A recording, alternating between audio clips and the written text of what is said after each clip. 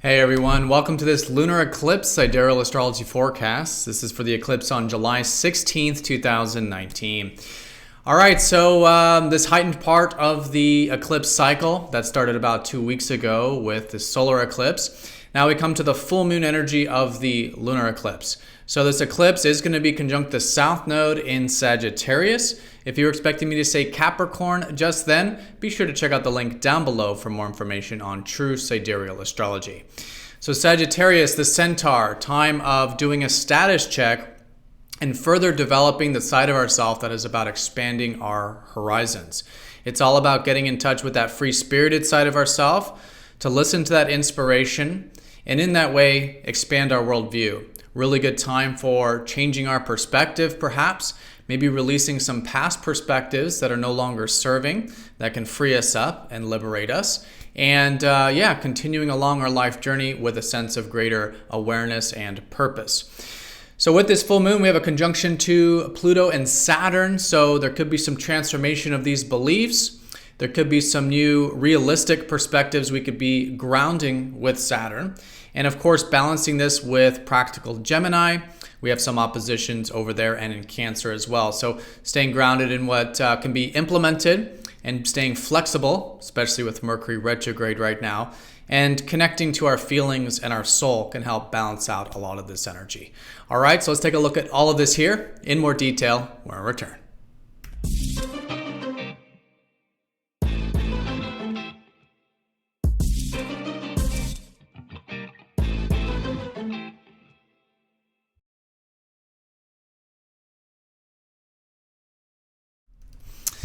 All right, so here is the chart for this full moon, lunar eclipse. And essentially what we're looking at here is the sun and moon opposite each other, which is the full moon energy. And then next to the south node makes it the eclipse, right? So the north and south nodes are the intersecting paths of the sun and moon. And when we have a full or new moon next to these intersecting paths, of course, that means there's an eclipsing going on. So in this case, it's a lunar eclipse, which is about that full moon energy of gaining some awareness at this time. The energy is highest of the lunar cycle. Lots of that sun energy bouncing off of the moon, bouncing from what you could say is our feelings and our internal awareness, just really getting heightened. With the south node, this particularly involves releasing. So with this lunar eclipse, it is going to be a time of, through this awareness, maybe releasing some past patterns, some past perspectives, and some past karma, if you see it that way. So really good time to do this. And with this, there will likely be a bit of a shift and a pivot along this life journey, because all of the eclipses are essentially a shift along our life path.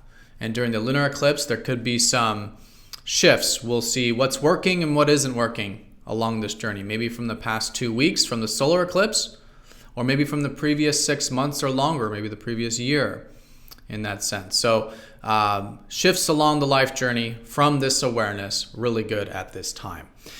Sagittarius specifically is about the side of ourself that is about expanding our horizons. If we look at the constellation, it's the centaur. The centaur is very representative of higher knowledge, higher wisdom, philosophy, spirituality, right? These things that expand our minds, you could say. So with this kind of energy, the way we get there with, having a little bit more of that higher knowledge and higher awareness comes from opening our perspective, right?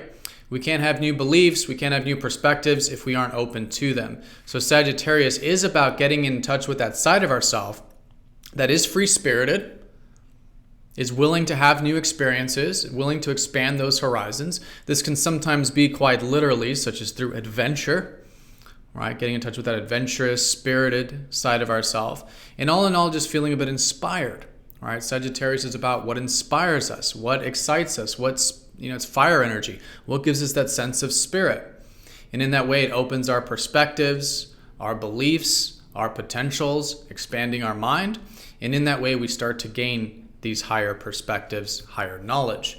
So really good to do this at this time. Just get in touch with that fire energy, that expansive energy. See what comes in, see what insight comes in. It could very well be about, as a result of that, finding our purpose, finding our life direction a little bit more, And that, again, is the indication. What is our purpose is what inspires us.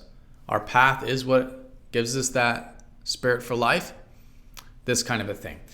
Now, again, with the South Node, though, there is this releasing, right? So in order to do this, there is this, maybe some past beliefs that are being released. So the question is what can we let go of, or what can we release? Or better said, what are some beliefs we can let go of, or beliefs we can release to help us have this greater expansive energy? So it's a really good time to be conscious and aware and mindful of our thinking patterns. This is essentially how to work with the South Node. What will always bring more balance back to this past karma, and how to do this releasing, is a more receptive approach with the South Node. We don't want to push things away, right? It's not an active approach. We're not pushing away past beliefs. We're simply becoming conscious of them, more aware of them. So it's a really good time for meditation, even though it's the heightened part of the cycle, because it's South Node. It's a really good time for anything that helps us become more mindful, spirituality, psychology, right? So this observation of the mind, observation of our thoughts. What are we thinking? What are we perceiving? What are our beliefs? What are our perspectives? This conscious awareness can help us see that. And once we shine some conscious light on some of these, let's say, past beliefs, then they naturally get released. They naturally get burned away, so to speak. And this can be very spiritually liberating.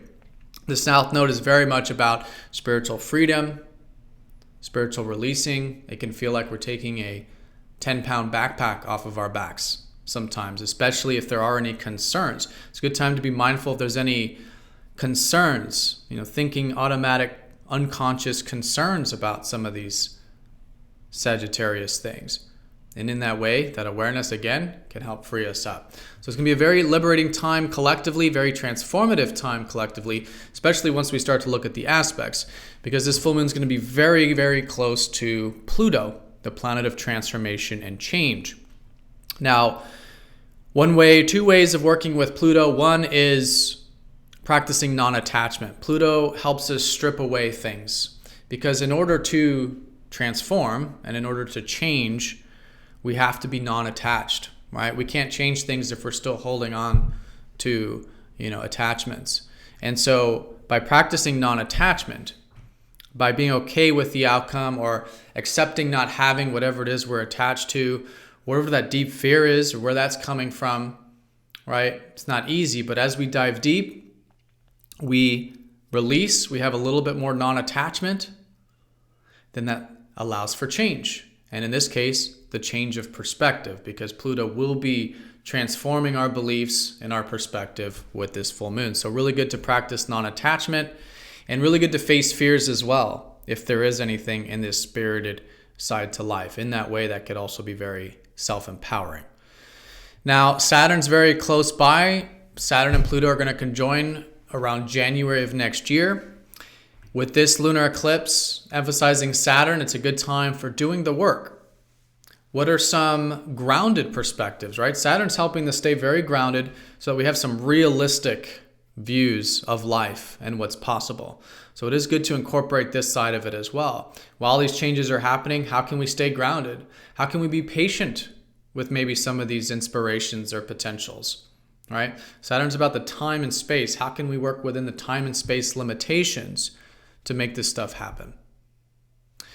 So that's the most important part of the lunar eclipse are these conjunctions and all this energy up here in Sagittarius. But of course, as all full moons are, it's about balance. So down here, we have all of the fast-moving planets between Gemini and Cancer, particularly with the sun.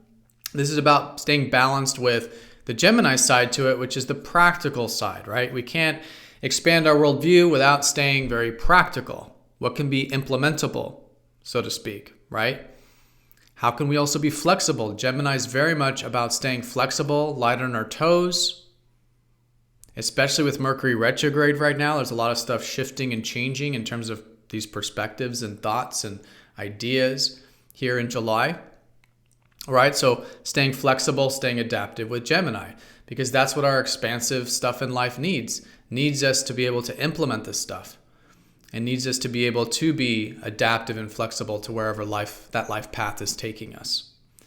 So along with this, there's some Cancer energy as well, especially with Mercury over here and the sun starting to shift into Cancer now. We'll start to notice over the next couple days a little bit more of a shift of focus towards Cancerian things. Cancer is about connecting to our feelings, connecting to our soul, and connecting to our bodies. So with this, really good to balance this more fire energy of Sagittarius with staying rooted in our soul, staying rooted in our feelings and what our bodies are telling us, right, into this internal sort of state, and to create maybe a protective environment to allow for some of these shifts and transformations. Cancer is all about creating that safe space for ourselves and others, and getting into that caring and nurturing side of ourselves, both for ourselves and others. Right, and this could be very balancing to these transformations and changes right now at this time. All right, everyone, so that's the lunar eclipse energy there. We'll be at 17:30 Eastern time on Tuesday, July 16th. This video is covering the days surrounding the 16th there. There's also a minor sextile up to Neptune, nothing major, but do know that there could be a little bit of an opening in terms of receptivity. With this lunar eclipse, we could just be a little bit more open to receptivity, a little more accepting of things, maybe in relationships, maybe a bit compassionate or understanding. In fact, with these oppositions, one of which is with Venus, and so it is good to incorporate a bit of relating energy and connecting with others. So this is also the Gemini side to it as well. It's a good time to really further develop maybe our communication skills or abilities, be willing to learn, and share and exchange with others. That can also be a very important energy to work with at this time, especially with Venus getting very close to the North Node. This week, there's going to be probably some new shifts along our relating life path here coming up soon.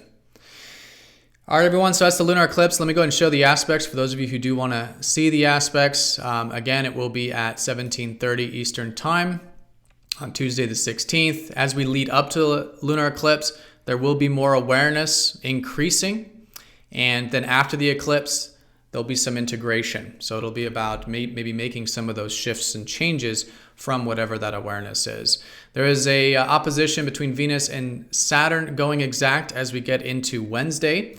With this one, just implementing a bit of patience and responsibility with our relationships could be a really good way of working with it, or also just simply with our enjoyments in life. You know, Venus is about staying grounded in the in what's enjoyable in the material realm, into nature. And so any slow and steady, patient approaches we can take to our values and enjoyments, along with those relationships, is a great way of working with this. All right, everyone. So hope you all have a fantastic lunar eclipse. Thank you again for watching. And be sure to click that like button if you haven't yet, and share this video with your friends and family. It's very much appreciated. And I'll see you all next time for the next daily forecast. Take care.